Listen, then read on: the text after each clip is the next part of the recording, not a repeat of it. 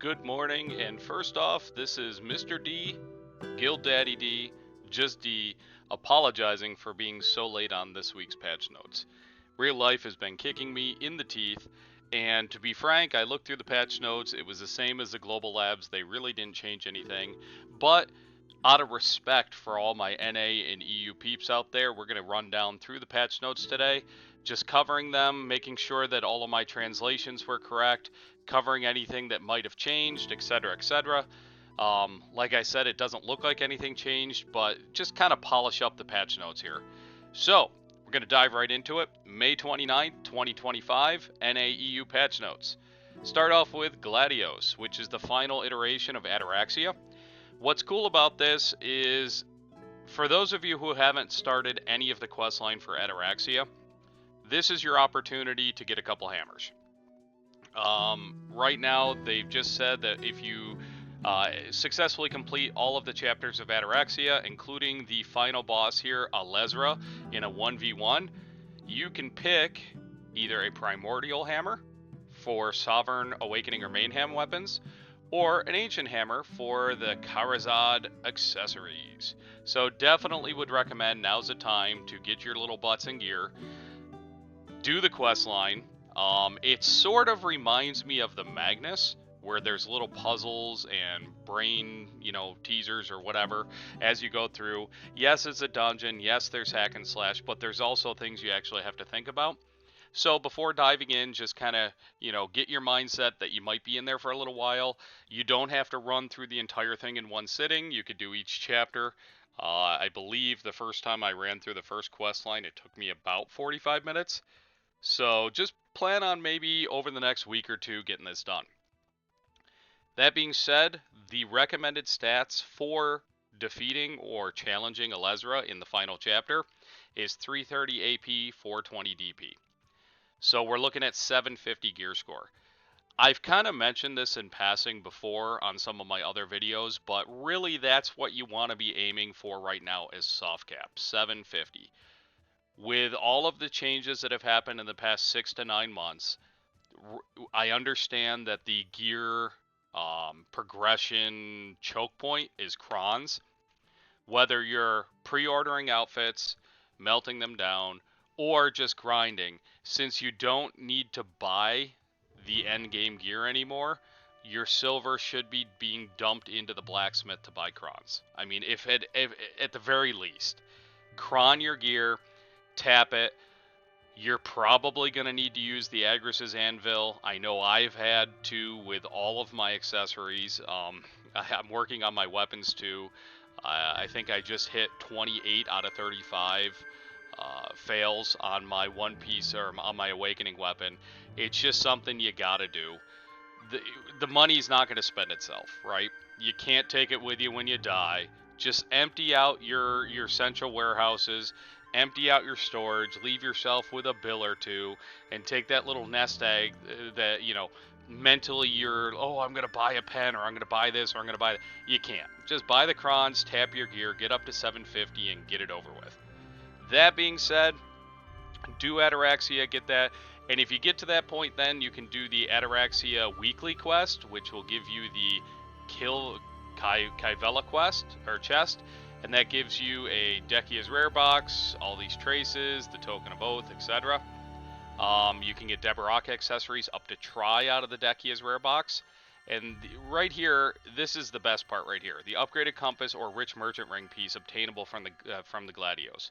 So the rich merchant ring, for those of you who don't know, it used to be where the character wearing it gets a tax reduction, but now it's family wide. And you get a 5% decrease on the amount of taxes you pay on anything on the marketplace. This could be huge, it could not be, depending on if you guys buy and sell things, but the Rich Merchant Ring is one of those things that it's a brag item. Like, if you've got it, just, bling it in chat. There's very few people that have gotten the entire ring, so this is big. Do your weekly, get it done, get to your 750, 800 gear score. This way you got bragging rights. I'm not even there yet, I understand, but just, I'm guilty of hoarding too. Stop hoarding, it's a game. Just get it done. Titles, if you're interested, you can get the Gladios Champion, Heir to Decia's Will, or Stronghold Successor. And then moving on with the patch notes, we're going to, the event is Arena of Solare. I'm going to cover that one down below when we go through the Arena of Solare. So with the new additions and improvements, the Deadeye we talked about gets their Abyssal Legacy skill from Canary with Love. Because I'm lame, lazy, and uninformed, the lazy way of looking at Abyssal skills, or any of the skills I look at, is right here at the damage. You know, if it says like 6,000 times 27, I'm like, ooh, I'm going to use that skill. If it doesn't, I'm like, eh. So this skill, I mean, you know, 3,000% times 1, 7,600 times 2, cool. You get an extra skill, you got your Abyssal skill. Like I said in my Global Labs patch notes, it kind of looks like the Archer skill with a little mini nuke at the end. So it looks like a cool skill. If you're playing Deadeye, let me know how you feel. I don't know many people who are maining Deadeye. I know quite a few people have been using her as an accessory class. So this has, my translation was bad on the Global Labs patch notes. It wasn't the iframes, this is evasion improvements. So adjusted evasion skills for the following 25 classes, you know, pretty much 3/4 of them. Updated all motions, ensuring all classes now travel with a similar distance when using the skill. That was a big thing, because some classes could, you know, clear half the screen, other classes could not even clear a safety cone. Increase the time during which your character can rotate based on camera direction. Improve the combo more smoothly into other skills. And then the skill animation must fully complete before comboing into other skills. So this is, for example, the Ninja Evasion to Shadow Stomp example. So before, let's see if we can notice a difference. So over, and then boink, and then over. Okay, so it actually looks better. If you play a ninja, let me know. Change the stamina cost to 150. Change so invincible is applied during all motions of the skill for PvE only. Removed all other effects except invincible for PvE. Change to be affected by movement. Change the key commands to double tapping to perform forward. Direction key plus shift to do lateral or backward. Class specific evasion skills with identical key commands hold priority. Applied the following class-specific changes due to evasion skill adjustments. Ninja Kuno, yeah, you like how I combine those words. Ninja Kuno, changed so you cannot use kunai throw or shuriken throw during ninja evasion. Moose May, changed so super armor is not applied during evasion while in Tiger Blade stance. Nova added the evasion skill. So, hey, Nova, you're evasive now. Class changes, Sork, Dark Flame. Remove the text stating, okay, Russian Crow can now be activated with W right mouse.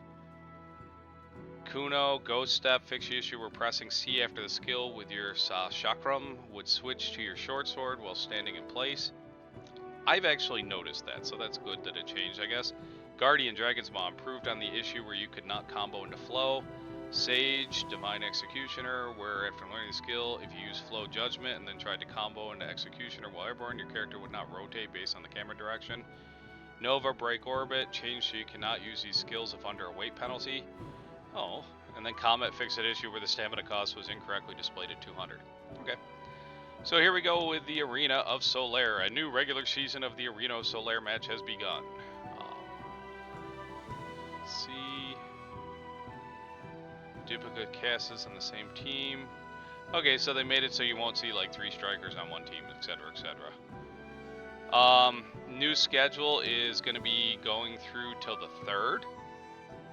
And I believe, is that EDT? Yeah, I see. Central Time, 1700 to 1. So that is what? 5 p.m. to 1 a.m. Central Time in EU. So, okay. And then this is fun. This is, you know, 3v3. I've enjoyed it in the past. Like I said in the Global Labs, we're covering the evasion equipment this time.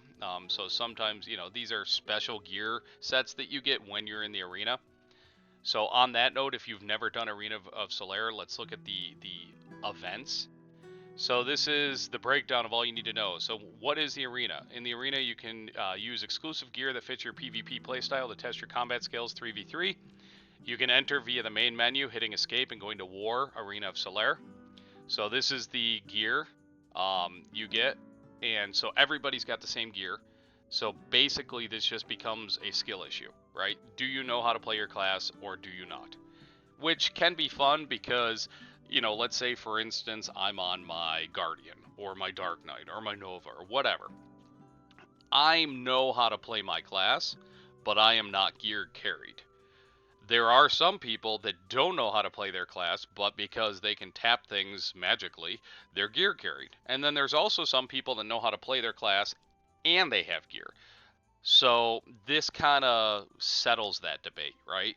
This tells you exactly who's gear carried and doesn't know how to play their class, who is just a beast in anything, and then it also helps you to determine, hey, everybody's on an even playing field. I really need to brush up on my class's skills, right? It also is a great place for you to go in and try new classes. And I know a lot of people, even in my guild, yell at me for this, but they say if you go into 3v3, your team's depending on you, play your best class. On the other hand, you know, Red Battlefield and here, this more so than Red Battlefield because the gear is, you know, set for you, gives you a wonderful opportunity to feel the difference between two classes. Let's say, for instance, I play Dark Knight, but I also like Nova. And I want to take both of those classes and I want to just throw them into a controlled environment and see which one hits harder, or which one flows better, or which one has better evasion or better DP or whatever. This is the place I would like to do that. Now sometimes your teammates are going to get pissed off at you just like they do me, but it's a game, have fun, try it out. I would suggest, you know, if you've never done this, give it a whirl. Don't worry about the rankings. I mean, you know, the people who are going to be ranked are the people who are going to be ranked. But, you know, try it out. You get the Arena Solare rewards. You can get 1 billion silver or 600 million silver. You get the Seals of Solare. Even if you get defeated, you get 15 of these. And, you know, yeah, okay, if you need a weapon exchange coupon, it's 5,000. But for 15, I mean, you know, okay, an enhancement help kit. You know, 3 per week. So you do this a couple times a week. You get beat, who cares? You still get one of them. Chilling Fragments, which, if I'm not mistaken, so I'm not speaking out of turn, Chilling Fragments right here. Yeah, for 100 of those, you get a Debaraka. You could pick any one of the base belt, earring, or necklace for the Chilling Fragments. And this way, it just enables you to kind of earn a little bit extra money, have a little bit of fun, change up the content. So I would suggest going into the Arena Solare. Honorable rewards for the top 100 adventurers. If you do decide that you really, you know, you like it and you want to just compete for the top 100, you get a nice outfit. I mean, that's a pretty sick looking outfit. So even the Shy has one. It's a miniature version, but you know, I digress. You get the honorable title if you get top 100. Third, you get a glorious Solare box, which once again, 1,000 crons. That's the end game now. And you get just, you know, support stuff that you could use. So would highly suggest just trying out. It's another content in the game that, you know, yes, it's PvP, but it's a controlled environment. So those of you who are PvP shy, and I don't mean that as a class, I mean just, you know, reluctant to try PvP, this might be your avenue to try that. So going down through Red Battlefield, the setting is now from Castle Runes to Valencia. So temperature went up a little bit. RBF, there are dailies and weeklies there, give you crons and stuff, and Caphras. So I would recommend also that if you enjoy the PvP content and you don't know about Red Battlefield, first of all, where have you been? Second of all, welcome to the game if you're new. But third of all, try it out. RBF, you just go through the main menu, enter, do your dailies, do your weeklies, and you may not win, but you still get credit. I believe the weekly is if you lose 5 matches. It's been a couple weeks, so even if you lose, you still can manage to get the rewards. End of Guild League season is next in the patch notes.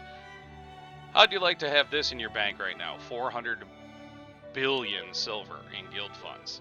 I mean, I'm a guild master myself, and I'm like, okay, what would I do with that? That was my first thought. If we're going to start giving out amounts like this, let's start actually putting some stuff in the game we could spend that money on. I mean, yeah, payouts, but you know, payouts are very limited. There's no way I could do 400 billion silver in payouts. Most of that would go to taxes. So, you know, that's awesome. The biggest thing right here is 4,000 crons. So congratulations, whatever guild won rank first, second, third, any of them really. And if you look down through this guild league, I mean, if you placed in the top 40th, and I don't even know how many guilds participated, you're still getting really good rewards. For 40th place, you got 50 billion silver in guild funds, which if you don't know is huge. You get a normal title, and you get 500 crons for each guild member that participated. So, you know, if you're in a guild that's not willing to participate, then find another guild. If you're in a guild that can't participate, this is where you should talk to your officers or your guild masters about maybe making an alliance, or possibly even merging into another guild that just can't participate. So then, you know, you take two halves, put them together, and you actually get a stronger guild. So this is something that I would recommend.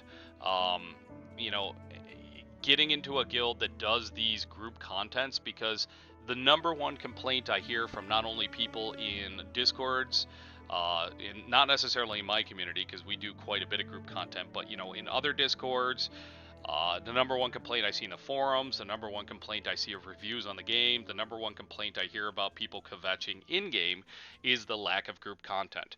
And what I'm really learning is that there is group content, and it's one of two things. Either you don't like the group content that's there, or you're not in a guild or in a group that has access to it.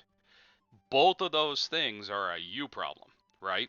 So if you don't like the group content, then that's kind of like, okay, I understand that, but you don't really have an argument then saying that BDO is a single player game. If you're in a group of people or a guild that cannot access it because they can't field the number of people, or, you know, you try to do guild bosses and only one person shows up, or you try to do the dungeons or the 3v3s and there's only one person geared, or you want to do guild league and you guys can only get 3 people on Discord at any given time, for lack of a better way of putting it, you might be in a dead guild. You might be in a guild with lack of leadership. So it might be time for you to search out those guilds that have that content so that you can get the most out of the time that you sit in front of your PC and play the game. So that being said, moving on, storage transport function improvements. This is where they added more trade wagons. Increase the number of trade wagons so that you can transport trade goods to other town storage from 1 to 5. So those of us who have had trade crates in different towns for literally years, this will help us to get them to market and sell them. Magoria lost items. As somebody who has a bunch of cracks and goes out in the ocean, this one was exciting to me. Rumors have been circulating among captains sailing the great ocean of valuable items. Basically, there's floaty little things that are glowing out in the Magoria that you can use silver and gold keys on. So these, they reduce the spawn rate of them by 75%, but when you get them, you can get some really cool stuff. Moss-covered maps are for the Knoll. These are all, you know, Obsidian Crystal Bracelet, Necklace, Gilded Coral. These are all for silver. Crow Coin Bundles. Violet Wave Plywood is to build boats. So is the Polished Support and the Adhesive. Gold Key, you can get this stuff. I'm just going... The Evanor's Knoll here, the moss-covered map, that's the biggest part. And this is how much they're worth. I mean, if you get a Crow's Merchants Guild binoculars, that's worth 2 billion silver. So definitely, if you're going out in the ocean, make sure you have some silver and gold keys on you. Silver keys you can get through fishing, or you can buy them on the marketplace. And gold keys, those are actually crafted from silver keys. So, let's see here. I think the only way you can get silver keys is through fishing. I'm pretty sure. And then let's see if I can remember how to make golden keys. I remember it's, I think, 100 silvers. Yeah, exchange 100 silver for 1 gold key from Morco. And Morco is the NPC. Let's see where he is. Let's see, MORC. And he's not coming up.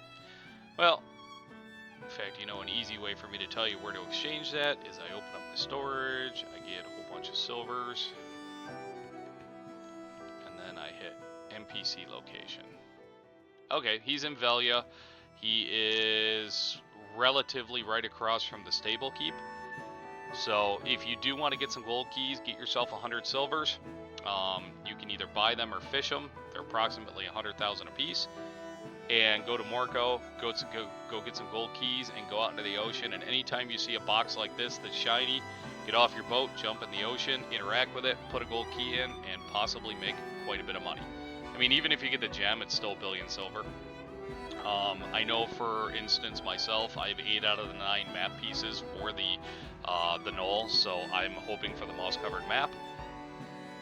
Other changes in the ocean, saltwater habitat have increased in numbers and expanded their habitat. So a few guildies and I did notice that the saltwater crocs are outside of their normal boundaries in a good way. So they have expanded the habitat, not much.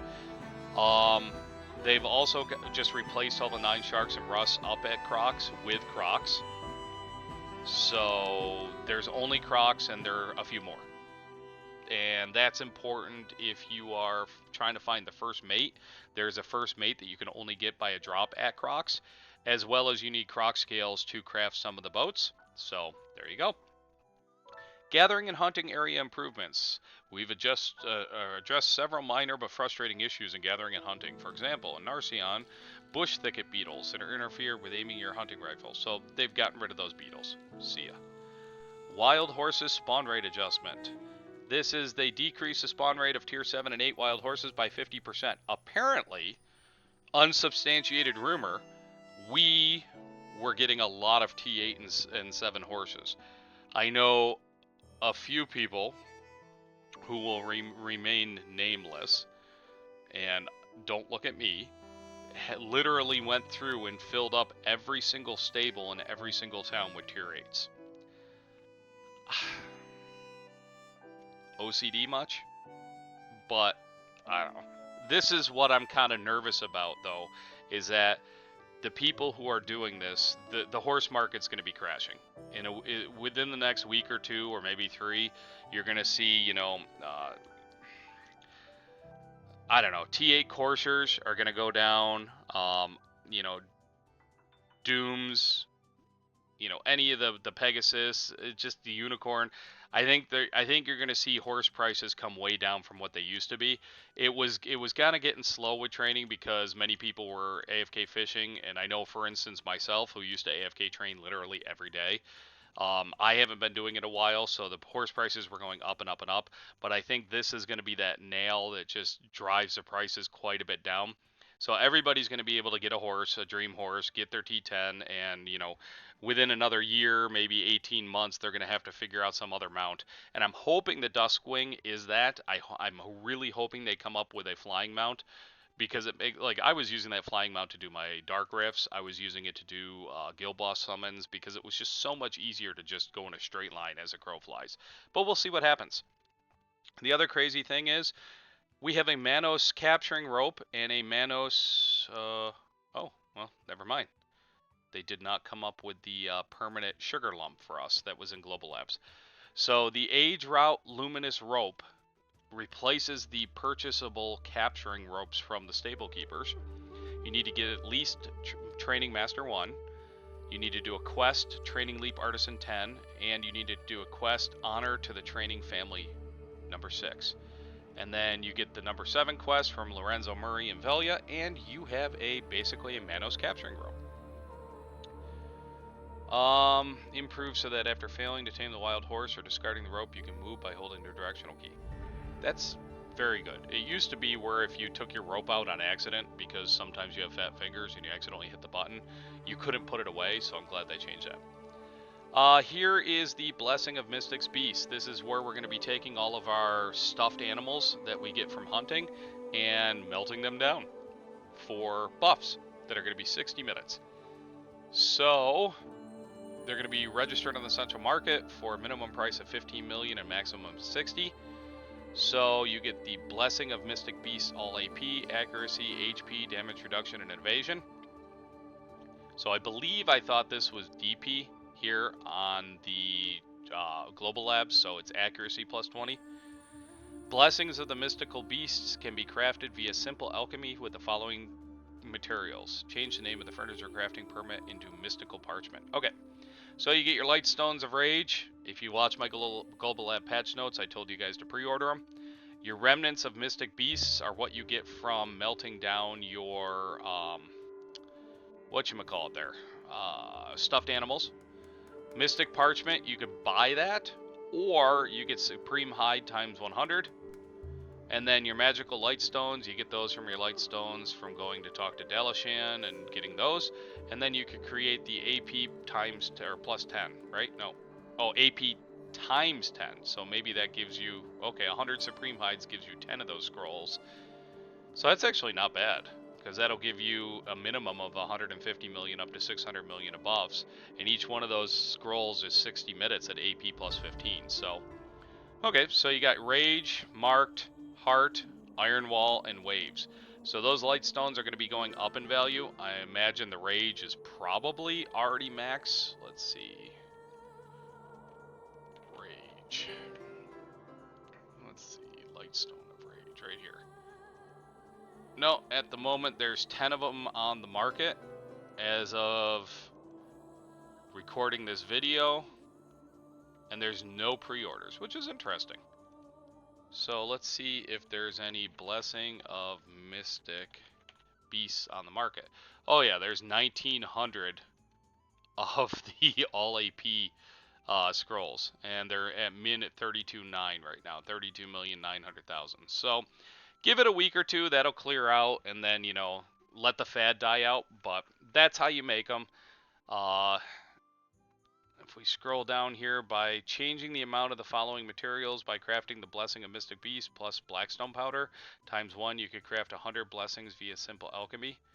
Okay, so you can mass produce these. You can exchange stuffed and breath-imbued furniture items for a bundle of Remnants of Mystic Beasts via Atoraxxion. Okay. Furniture exchangeable, we went through this, pretty much everything. So a lot of furniture is going to get cleared out. Removed all active furniture buffs on all your characters on 29th, which was yesterday, due to the Blessing of Mystic Beasts update. Increase the max price for stuffed weasels up to 1,000,000 silver. Additional items usable for the fairy's continuous care. Okay, so the fairy can now handle the scrolls, the Blessing of Mystic Beasts. And then here's the items. There's so many items. I mean, if I use continuous care, but I'm a very minimalist, because, yeah, that's just me. But those of you who use it, this is going to come in handy. Change the weight of the following droughts down to 0.2. Change so that you can no longer use Laffy's upgraded telescope while mounted on anything other than a horse, camel, or donkey. So can't use it on your ship anymore. Monsters. Improved Atoraxxion's boss battles. So Orzekia update was designed to streamline boss battle prep, letting you jump into the action faster. This is allowing you to skip certain parts with the daggers. So before, you know, it tells you how to obtain, etc. And then, you know, just lets you skip certain parts and go right to where you want to go. Increase the amount of cold thorns obtainable by defeating the following monsters in Atoraxxia. And then change so that Kratine? No, we'll call it Kraten. Will always spawn when the following monsters are defeated in Valha's Heart and Atoraxxia. So this is just making it more streamlined. I think they anticipate more people doing the weeklies, so this is going to speed this up a bit. Quest and Knowledge. Add a knowledge loot so that you can obtain the knowledge of each boss when defeating any world, field, or guild boss. Now you are guaranteed to obtain the knowledge on the respective boss when you land the last hit in any world, field, or guild boss. Added the knowledge entries for the following bosses. So, Vel, Khan, Rarar, and Black Shadow have been added. Improved so that all quests related to Dawn's Gloves now appear in the suggested tab. Adjusted the effects of trap items. So this dismount effect, 350 damage for every 2 seconds. So they removed the dismount effect. And they increased the damage for the venom. And then they increase the explosion rate for the flame trap. Fix the issue where installed traps could be destroyed by attacks from an adventurer's summons, so wizards can't do that anymore. Node War Tier 2, decrease the damage dealt by the Lynch Cannon to the flames. So yeah, this is where we were talking about Global Labs. Certain cannons and such are going to be more specialized now. So, you know, decrease the damage dealt to the Flame Tower. An enhanced Flame Tower is 40% reduction. As well as the Lynch Cannon to the Hawacha is 25% reduction. So I think the Lynch Cannons were a little OP, is what I'm gathering on this. I haven't participated in Node Wars recently, so maybe everybody was, you know, kind of glomming onto them. Remove the knockdown effect from the practice Lynch Cannons. So yeah, it sounds like a lot of people were in there just Lynch Cannoning everything. So that has been adjusted. Increase the damage dealt by the Guild Ballistic Arrow and the Guild Old Ballista Arrow to wooden fences and wooden fence gates by 100%. Improve the Arena of Solare replay UI. System, change the bookshelf furniture interaction so that if a character is reading a book and you switch to another character, the reading animation will no longer persist and you will now disappear for better game optimization. I'll cover this again because it's important for new players. I did cover it in the Global Labs. If you're new to the game, this is a great way to get knowledge. You can take an alt and you can, with contribution points, get a residence and put up a bookshelf. And you can have that alt interact with the bookshelf and then switch to another tune, and you'll be server locked. You have to remain on that channel, but as you're grinding with your other tune, that NPC in 1 hour's time will have a chance to get any knowledge in the game just by reading. So when I first started playing the game, I took all of my alts, put them in a residence, and had them reading, and literally every hour I would be getting, you know, 5, 10, 15 different knowledges that I didn't have, and this is a great way to increase your energy, as well as helping you to increase your base loot drop, because knowledge equals base loot drop. Improve the settings for the hide pets made butlers button in the residence so that your preference is retained even after leaving. Fix the issue where the message "please try again later" occasionally appeared when retrieving Twitch drops. Improve the official website's main page so a tooltip is displayed on the social media shortcuts. New wallpaper, Alezra for Gladios. Modified or change unnatural lava object in the Dark Rift boss spawn area. Fix the issue where ships or characters could become stuck near Kron Islands. Fix the issue where the download complete message will not appear. For the replays, fix the issue where damage dealt to flame towers with cannons and node wars was higher than intended. Fix the issue where multiple rewards could be obtained simultaneously from Conquest War rewards, blazing loot box. Fix some dialogue lines that appeared during the changed Griffin, freshwater, changed so that the bass, a freshwater fish, can now be caught instead of a sand eel. Saltwater fish in the lake near Camasilvia. That was huge. Just joking, it really wasn't. Let's see, blue shark from fishing to harpooning. Fix the issue when harnessing a wagon via a stable keeper and windmill's perch sometimes failed. Pearl Shop quick purchase window would reset whenever your inventory changed. Marnie Wave UI would revert to its default position. Fix some descriptions and typos in the dialogue of NPCs in the ancient stone chamber in Balanos. Boss notifications would not appear on time while using the Central Market. Fix the issue where reconnecting the game would occur if you edited more than 45 social action keywords at once. Fix an issue where the appearance of certain rocks near the Marathi plantation was awkward.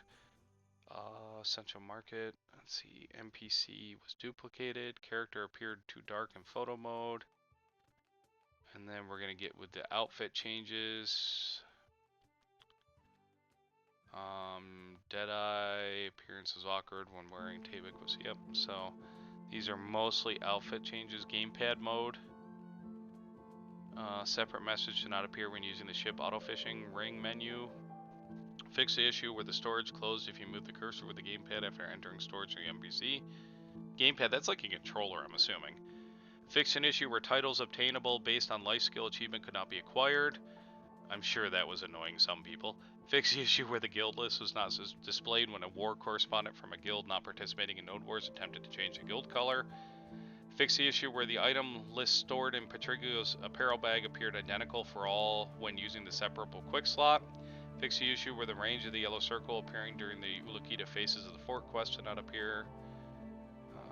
Fix the issue where the red-breasted wrasse knowledge category was incorrectly classified as high quality. Fix the issue where the walls of some residents in a area looked awkward. The Huklong would occasionally not return to the starting position in Solare. Deleted text related to Adventurer's Guide F1 from the descriptions of Tenacious Origin of Life. Fix the issue where some of the UI elements in the fish guide appeared unnatural. So there we go. There were a few minor changes, a few addendums to my Global Labs patch notes. I hope you guys got something out of this. If there's any content you would like me to make a video of, doing a tutorial of, or anything other than just, covering events and patch notes and guides, let me know. Like and subscribe, share, and I will respond to each and every comment, and feel free to reach out to me on Discord. You guys have a great day.